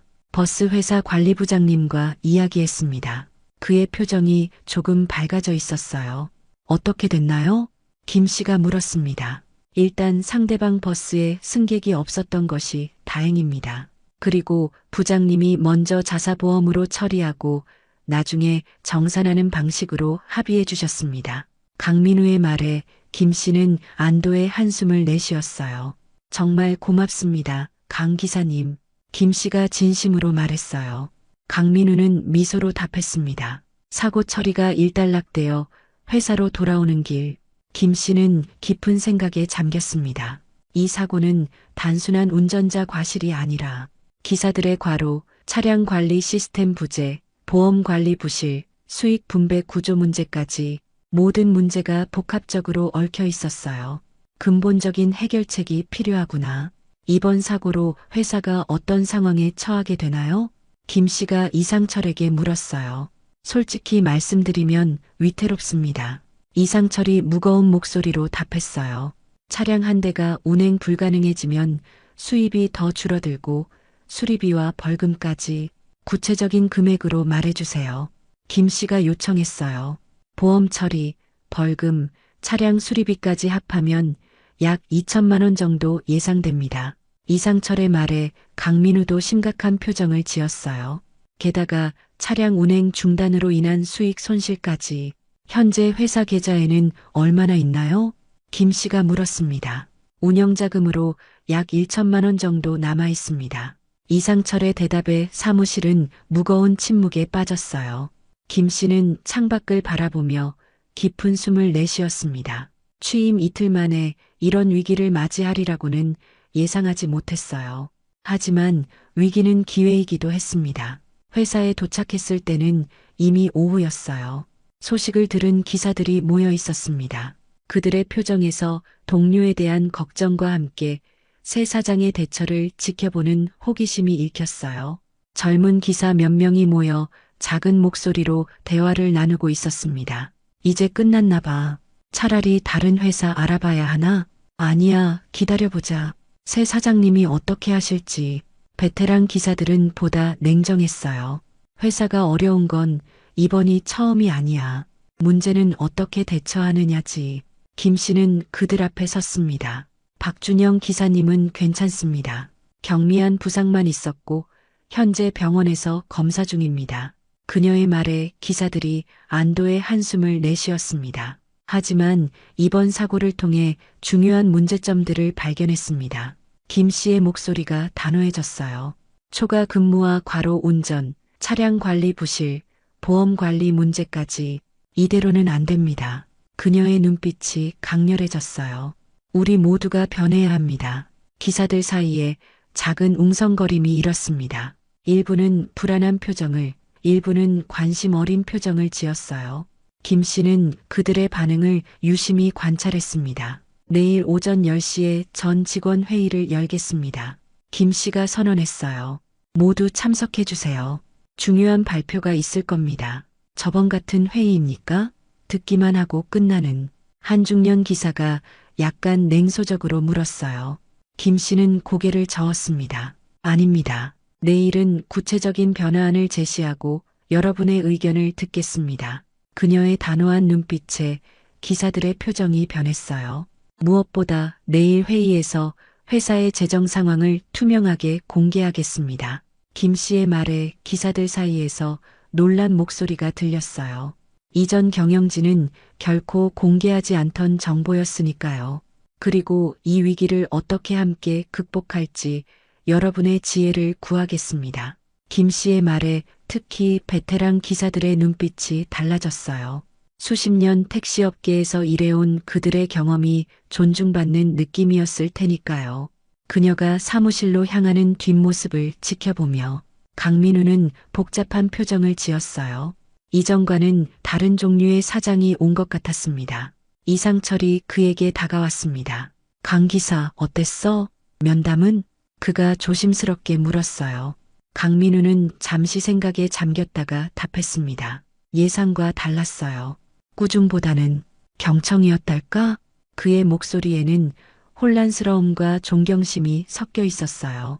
이 사장님, 뭔가 다른 것 같아요. 강민우가 덧붙였습니다. 어쩌면 우리 회사를 살릴 수 있을지도 모르겠네요. 이상철은 미소를 지으며 고개를 끄덕였어요. 나도 그렇게 생각해. 이런 위기 상황에서 오히려 그분의 리더십이 빛을 발하는 것 같아. 사무실로 돌아온 김 씨는 피로감에 잠시 의자에 깊이 몸을 묻었습니다. 무릎 통증이 다시 심해지고 있었어요. 하지만 오늘 발견한 문제들이 더 큰 걱정거리였습니다. 딸 수영에게서 전화가 왔어요. 어머니, 괜찮으세요? 벌써 회사에 사고가 났다면서요. 걱정스러운 목소리였습니다. 뉴스 전달이 빠르구나. 김 씨가 쓴웃음을 지으며 말했어요. 괜찮아. 엄마가 다 처리했어. 너무 무리하지 마세요. 필요하면 제가 가겠습니다. 수영의 목소리에 걱정이 묻어났어요. 아니야. 이제 막 시작이야. 오히려 새로운 에너지가 생기는 것 같아. 김 씨가 대답했어요. 이런 위기가 나를 더 필요로 하는 것 같구나. 전화를 끊고 창밖을 바라보았습니다. 아침에는 맑았던 하늘에 다시 구름이 몰려오고 있었어요. 변화가 필요해. 큰 변화가. 김 씨는 메모장을 펼쳐 빠르게 적기 시작했습니다. 내일 회의에서 발표할 개선안들이었어요. 이것은 단순한 관리가 아니라 회사의 전면적인 개혁이 될 것이었습니다. 우선 기사들의 과로를 막기 위해 근무 시간을 재조정해야겠어. 펜을 움직이며 김 씨는 생각했어요. 그리고 차량 인수인계 때 발생하는 갈등을 해소하려면 체크리스트가 필수지. 잠시 생각에 잠겼다가 다시 펜을 움직였습니다. 수익 분배도 현행 6대4에서 7대3으로 바꿔 기사들의 수익을 높여야 해. 그녀는 강민호와의 대화를 떠올리며 단호하게 적었어요. 안전이 무엇보다 중요해. 보험과 차량 관리 시스템을 강화해야겠어. 오늘의 사고가 머릿속을 스쳐 지나갔습니다. 더 이상 이런 위험한 상황이 발생해선 안 돼. 김 씨는 잠시 펜을 멈추고 휴게실의 모습을 떠올렸어요. 기사들의 복지도 개선해야 해. 휴게 공간을 개선하고 건강검진도 지원하면 좋겠어. 그녀는 더 나은 근무 환경을 그려보았습니다. 마지막으로 김 씨는 택시 뒷좌석에 앉았던 자신의 경험을 떠올렸어요. 서비스 품질 관리 시스템도 필요해. 고객 만족도를 높여야 경쟁에서 살아남을 수 있을 테니. 펜을 내려놓으며 이 모든 개선안을 실현할 방법을 고민했습니다. 목록을 작성하면서 김 씨는 문득 깨달았습니다. 이 모든 변화의 핵심에는 사람이 있다는 것을. 시스템도 중요하지만 결국 그것을 운용하는 것은 사람이었으니까요. 강민우 같은 기사가 변한다면 다른 이들도 변할 수 있을 거야. 김 씨는 생각했어요. 그의 눈빛에서 가능성을 보았으니까요. 창밖으로 첫 빗방울이 떨어지기 시작했습니다. 김 씨는 다시 메모장을 들여다봤어요. 이 개선안을 실행하려면 추가 자금이 필요한데 그녀는 잠시 생각에 잠겼다가 결심한 듯 전화기를 들었습니다.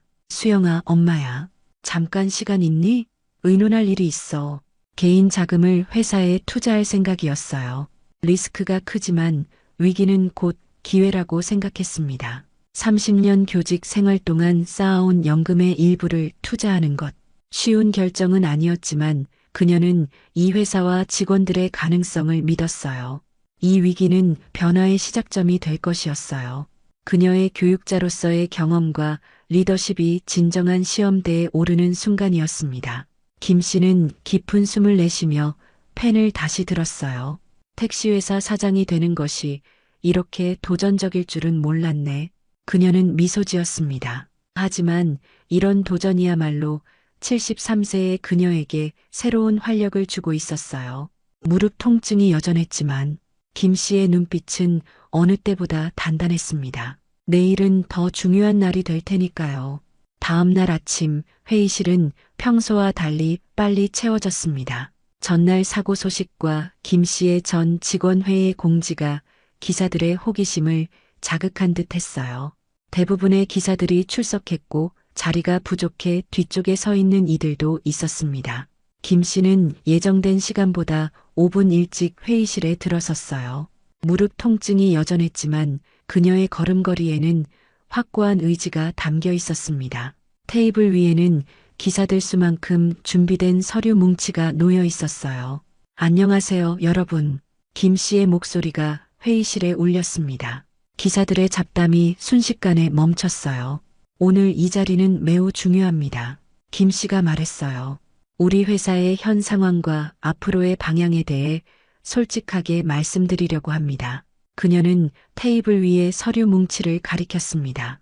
여러분 앞에 놓인 서류는 우리 회사의 재정 상황과 개선안입니다. 기사들 사이에서 작은 술렁임이 일었어요. 재정 상황 페이지를 펴자 모두의 표정이 심각해졌습니다. 보시다시피 우리 회사는 위기 상황입니다. 김 씨의 목소리는 차분했지만 단호했어요. 매출은 지난 2년간 지속적으로 감소했고 최근 3개월은 적자를 기록했습니다. 그녀는 숫자를 하나씩 짚어갔어요. 차량 관리비는 증가하고 보험료는 밀려 있으며 어제의 사고로 추가 비용이 발생했습니다. 기사들의 표정이 점점 어두워졌어요. 앞자리에 앉은 60대 이상 베테랑 기사들은 깊은 주름을 더 깊게 지으며 서류를 꼼꼼히 살폈습니다. 중간에 있던 40대 기사들은 서로 눈빛을 교환하며 불안함을 감추지 못했어요. 뒤쪽의 젊은 기사들은 미래에 대한 걱정으로 표정이 굳어 있었습니다. 그러나 위기는 곧 기회이기도 합니다. 김 씨의 말에 모두가 그녀를 주목했어요. 이번 기회에 우리 회사를 근본적으로 개선하려 합니다. 그녀는 다음 페이지로 넘어갔습니다. 첫째, 수익 분배 구조를 현행 64에서 73으로 변경하겠습니다. 기사들 사이에서 논란 탄성이 터져 나왔어요. 기사님들의 수입을 높이는 것이 서비스 품질 향상의 첫걸음이라고 생각합니다. 김 씨가 말했어요. 여러분이 안정된 수입을 얻어야 고객에게 최선을 다할 수 있으니까요. 노년의 기사들이 반신반의하는 표정으로 고개를 끄덕였어요. 40대 기사들은 조심스럽게 서로를 바라보더니 작은 미소를 교환했습니다. 젊은 기사들은 아직 확신하지 못하는 듯 서류를 자세히 들여다보았어요. 둘째, 안전 운행을 위해 근무 시간을 재조정하겠습니다. 김 씨가 계속 말했어요. 법정 근무 시간을 준수하고 충분한 휴식 시간을 보장하겠습니다. 이 말에 박준영 기사가 고개를 푹 숙였습니다. 어제 사고의 원인이 과로 운전이었다는 것이 모두에게 알려진 상태였으니까요. 김 씨는 다정한 눈길로 그를 바라보았어요. 박 기사님의 사고는 개인의 실수가 아닌 시스템의 문제였습니다. 그녀의 말에 박준영이 놀란 눈으로 고개를 들었어요. 이번 일을 계기로 더 안전한 근무 환경을 만들겠습니다. 박준영의 눈에 눈물이 고였습니다. 그는 해고될 줄 알았을 테니까요. 회의실 전체가 김 씨의 다음 말에 귀를 기울였어요. 셋째, 차량 인수인계 시스템을 개선하겠습니다. 김 씨가 세부 내용을 설명했어요. 체크리스트를 도입하고 인수인계 시간을 유급으로 처리하겠습니다. 강민우의 눈이 반짝였습니다. 그가 면담에서 제안했던 내용이 반영된 것이었으니까요. 그는 옆 사람에게 작게 뭔가 말했어요. 넷째, 휴게 공간을 개선하고 건강검진을 지원하겠습니다. 김 씨의 말에 기사들 사이에서 놀란 표정이 많아졌어요. 이전 경영진에서는 고려하지 않았던 복지 향상 방안이었으니까요. 베테랑 기사 한 명이 작게 중얼거렸습니다. 벌써 몇 년 동안 요청했던 내용인데 그의 말에 주변 기사들이 공감하듯 고개를 끄덕였어요. 마지막으로 서비스 품질 향상을 위한 서비스 개선팀을 구성하려 합니다. 김 씨가 회의실을 둘러보며 말했어요. 이 팀은 서비스 개선, 고객 만족도 향상, 신규 기사 교육을 담당할 겁니다. 그녀는 잠시 말을 멈추고 강민우를 바라봤습니다. 강민우 기사님, 이 서비스 개선팀의 리더를 맡아주시겠습니까? 회의실이 순간 조용해졌어요. 모두가 강민우를 바라보았습니다. 사흘 전 무례했던 태도로 문제가 됐던 기사에게 중요한 역할을 맡긴다니 기사들의 얼굴에 의문이 가득했어요. 젊은 기사 한 명이 뒤에서 작게 속삭였습니다. 왜 하필 강 기사인지 어제 사고 때문에 급한가? 다른 기사가 그를 팔꿈치로 찌르며 조용히 하라는 신호를 보냈어요. 강민우는 충격받은 표정이었습니다. 그가 자리에서 벌떡 일어났어요. 저요? 왜 하필? 김 씨는 미소를 지었습니다. 강 기사님은 현장의 문제점을 정확히 파악하고 있고 개선 의지도 강하다고 느꼈습니다. 그녀의 말에 강민우의 표정이 복잡해졌어요. 하지만 저는 승객에게 무례했고 그가 말을 더듬었습니다. 김 씨는 고개를 끄덕였어요. 맞습니다. 그래서 더 적합하다고 생각해요. 문제를 경험한 사람이 해결책도 잘 찾을 수 있으니까요. 김 씨의 말에 기사들 사이에서 작은 웃음이 터졌어요. 어색한 순간이 유머로 바뀌는 순간이었습니다. 강민우는 얼굴을 붉히며 머뭇거렸어요. 그래도 저보다 더 적합한 분들이 그가 주저하는 모습을 보며 김 씨는 회의장을 둘러봤습니다. 여러분은 어떻게 생각하세요? 강 기사님이 적합할까요? 그녀가 기사들에게 물었어요. 순간 회의실에 침묵이 흘렀습니다. 그때 60대로 보이는 베테랑 기사가 손을 들었습니다. 강 기사가 가끔 성질이 급하긴 하지만 책임감 있고 꼼꼼한 편입니다. 그의 말에 다른 베테랑 기사들도 고개를 끄덕였어요. 기사들 사이에서 신뢰도 있고 업계 지식도 풍부합니다. 중년의 기사가 덧붙였어요. 어제 사고 때도 버스 회사 담당자와 잘 협상했잖아요. 젊은 기사들은 아직 의심스러운 표정이었지만 선배들의 지지를 보며 점차 수긍하는 분위기였습니다. 강민우는 동료들의 지지에 놀란 듯 했어요. 그의 눈빛이 흔들렸습니다. 자신이 그렇게 인정받고 있었다는 사실이 의외였던 듯 했어요. 한번 해볼게요. 그가 마침내 결심한 듯 말했습니다. 하지만 혼자서는 어려울 것 같습니다. 김 씨는 미소 지었어요. 물론이죠. 함께할 팀원들도 구성할 겁니다. 그녀는 준비된 명단을 꺼냈어요. 박영석 기사님, 윤미경 기사님, 정태호 기사님께서 함께 해주시면 좋겠습니다. 김 씨가 언급한 기사들은 각기 다른 연령대였고 모두 경력이 풍부한 이들이었어요. 다양한 세대의 의견을 반영하려는 의도가 명확했습니다. 함께 하시겠습니까? 김 씨가 물었고 언급된 기사들은 잠시 망설이다 고개를 끄덕였어요. 회의실 분위기가 서서히 변하고 있었습니다. 이런 변화에는 비용이 든다는 것을 알고 계실 겁니다. 김 씨가 다시 재정 페이지를 펼쳤어요. 솔직히 말씀드리면 회사 재정만으로는 이 개선안을 실행하기 어렵습니다. 기사들의 표정이 다시 걱정스러워졌어요. 김 씨는 깊은 숨을 내쉬었습니다. 그래서 제가 개인 자금을 회사에 투자하기로 결정했습니다. 기사들 사이에서 놀라움의 탄성이 터져나왔어요. 73세 여성이 자신의 노후 자금을 위기에 처한 택시회사에 투자한다니 예상치 못한 결정이었습니다.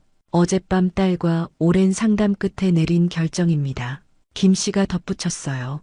제 연금의 일부를 이 회사에 투자하려고 합니다. 기사들의 표정이 놀라움에서 감동으로 바뀌기 시작했어요. 베테랑 기사들이 먼저 고개를 끄덕이며 존경의 눈빛을 보냈습니다. 중년 기사들은 서로 시선을 교환하며 새로운 희망을 느끼는 듯 했어요. 젊은 기사들조차 김 씨를 다른 시선으로 바라보기 시작했습니다. 왜 그러시는 겁니까? 한 젊은 기사가 직설적으로 그러나 존중의 목소리로 물었어요. 이 나이에 그것도 위기에 처한 택시회사에. 김 씨는 잠시 생각에 잠겼다가 답했습니다. 30년간 교사로 일하면서 배운 게 있어요. 사람의 가능성을 믿는 것의 중요성입니다. 그녀의 눈빛이 더욱 진지해졌어요. 제 남편이 이 회사를 소중히 여겼던 것처럼 저도 이 회사와 여러분의 가능성을 믿습니다. 그녀의 목소리에 진심이 묻어났어요. 저는 위기 속에서도 항상 기회를 찾아왔어요. 이번에도 그럴 겁니다. 65세로 보이는 베테랑 기사가 갑자기 일어서서 박수를 쳤습니다. 저도 이 회사 20년 다녔습니다. 사장님 결정을 지지합니다. 그의 지지에 다른 베테랑 기사들도 동참했어요. 중년 기사들도 조금씩 박수를 치기 시작했습니다. 처음에는 망설이던 젊은 기사들도 서서히 박수에 동참했어요. 회의실이 박수 소리로 가득 찼습니다. 김 씨는 감동받은 표정으로 고개를 숙였어요. 감사합니다. 하지만 회사의 변화는 제 투자만으로는 불가능합니다.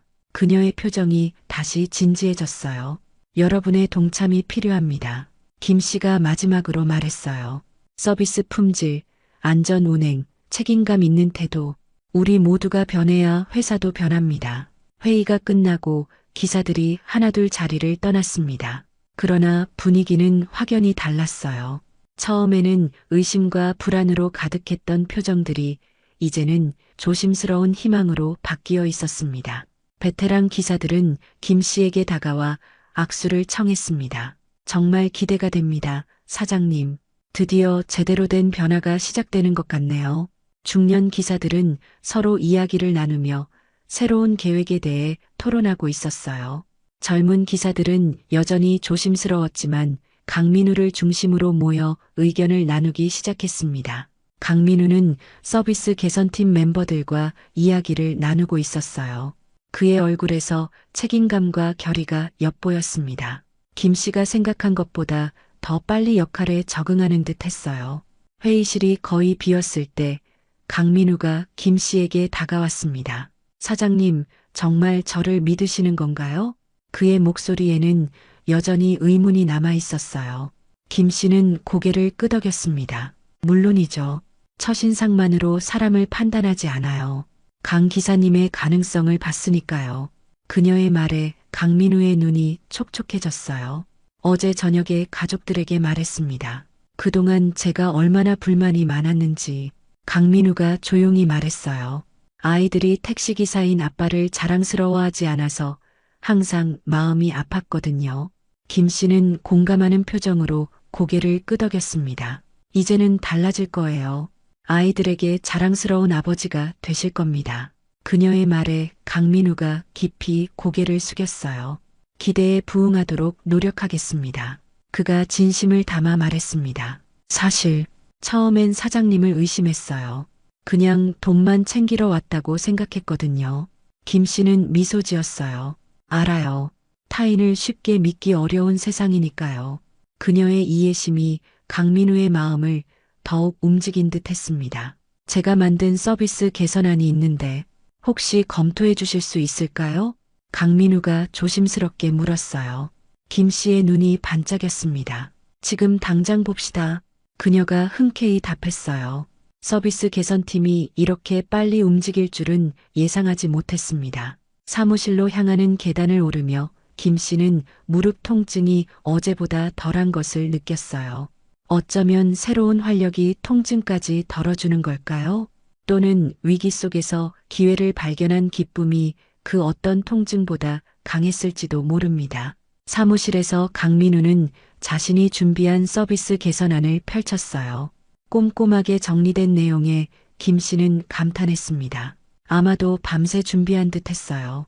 기사별 서비스 평가 시스템, 친절 기사 인센티브 제도, 고객 피드백 활용 방안. 김 씨가 내용을 훑어보며 말했어요. 정말 체계적이네요. 강민우의 얼굴에 자부심이 어렸습니다. 택시기사로 10년 일하면서 항상 생각해왔던 개선점들입니다.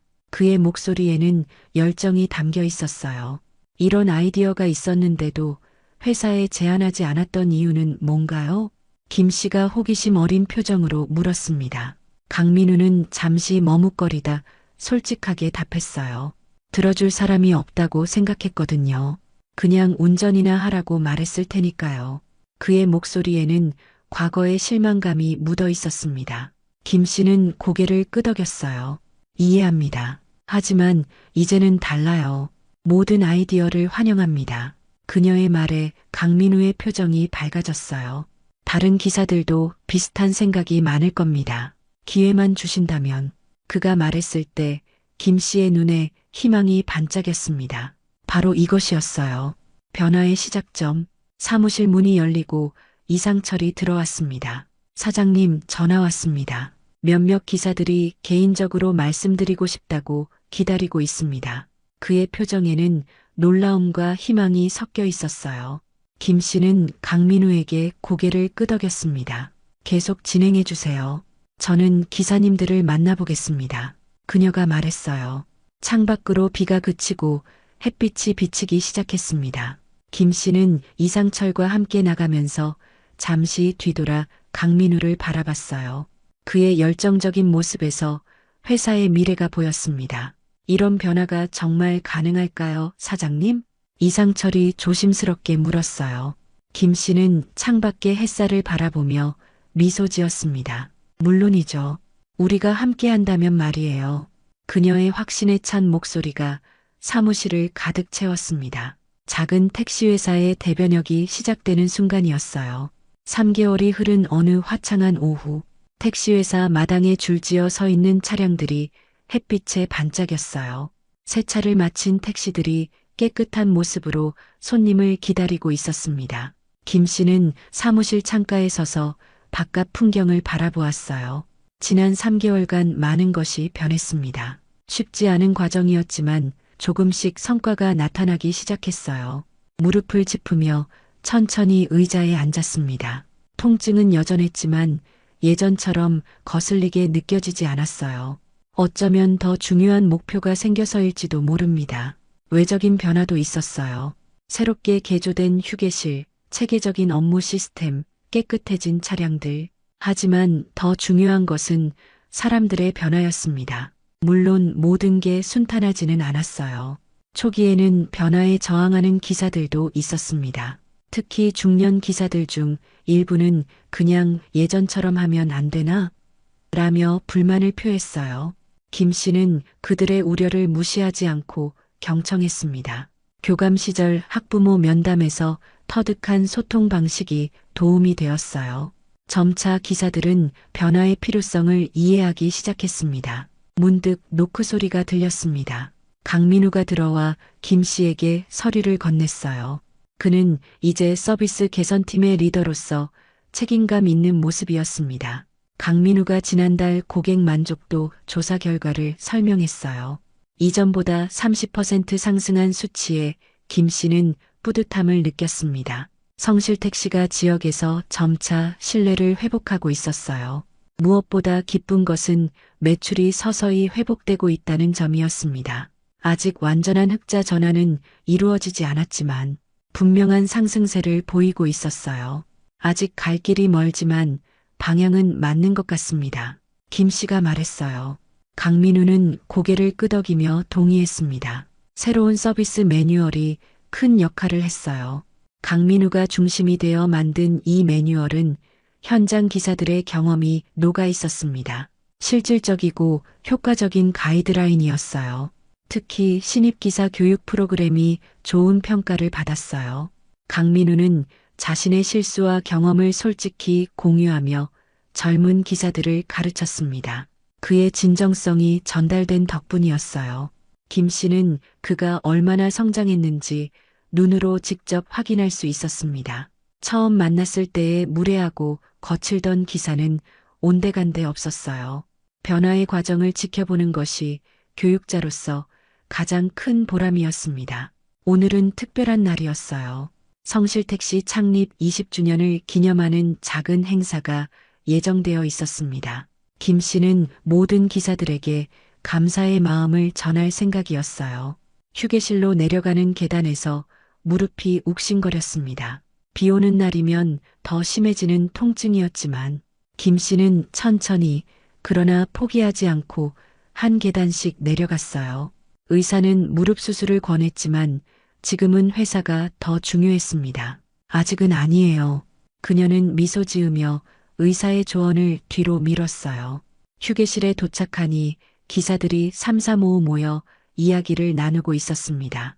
예전에는 세대별로 나뉘어 앉아있던 모습과 달리 이제는 나이 상관없이 서로 어울려 대화하고 있었어요.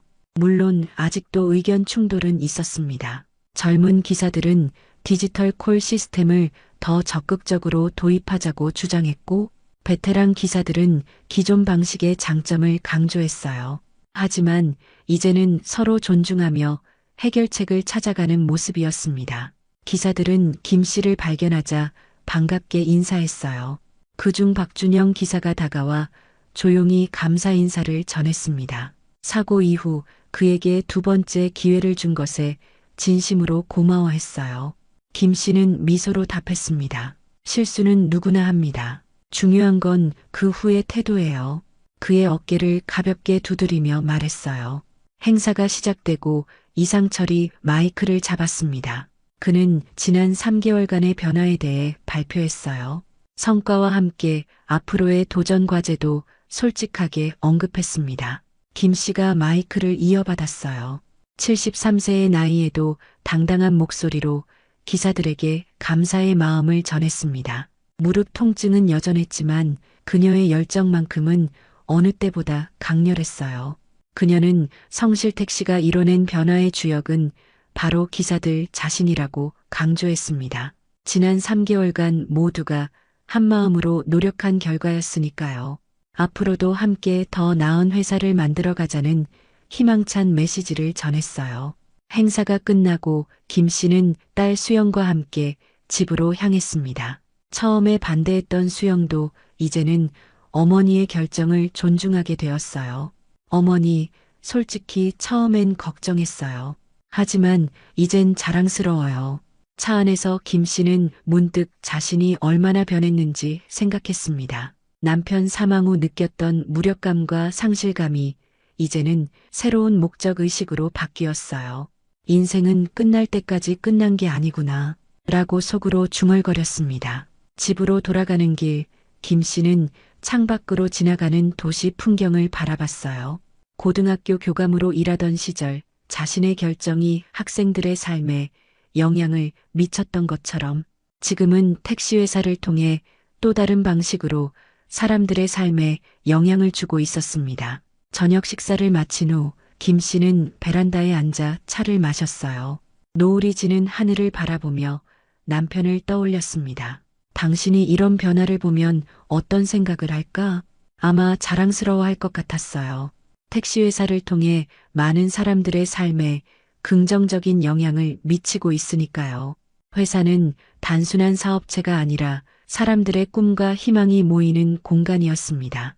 다음 날 아침, 김 씨는 여느 때와 같이 일찍 일어나 회사로 향했어요. 아침 약을 먹으며 오늘의 일정을 생각했습니다. 오전에는 새로운 콜 시스템 도입 회의, 오후에는 신입 기사 면접. 바쁜 하루가 될 것 같았지만 기대감이 가득했어요. 아직도 배울 것이 많고 도전할 것이 많다는 사실이 즐거웠습니다. 회사에 도착하자 강민우가 밝은 표정으로 맞이했어요. 그는 흥분된 목소리로 새로운 아이디어를 말했습니다. 환경 친화적인 전기 택시 도입에 관한 제안이었어요. 비용이 많이 들 텐데 김 씨의 현실적인 우려에 강민우는 구체적인 계획을 설명했습니다. 점진적으로 진행하면 가능합니다. 우선 한 대부터 시범 운영해 보는 건 어떨까요? 김 씨는 관심 있게 들으며 고개를 끄덕였어요. 변화는 끝이 없는 여정이라는 생각이 들었습니다. 또 하나의 도전이 기다리고 있었어요. 회사 주차장에 줄지어 선 택시들 사이로 아침 햇살이 비쳤습니다.